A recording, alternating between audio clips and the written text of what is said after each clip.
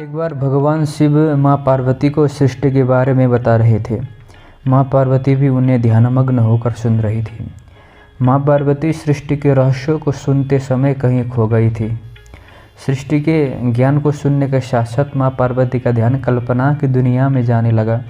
इस स्थिति में माँ पार्वती कुछ विचारों में खोई हुई थी।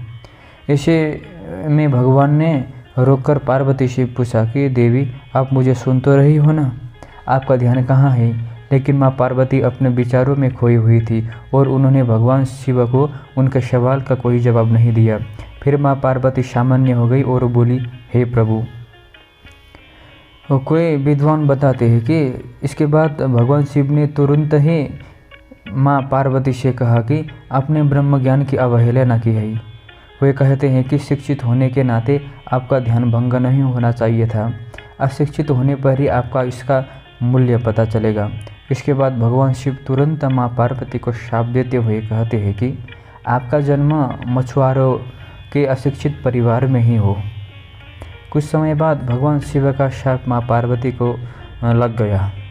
दरअसल किसी कारणवश माँ पार्वती को मछुआरे के गांव में जाना पड़ा। गांव के मुखिया का कोई संतान नहीं था।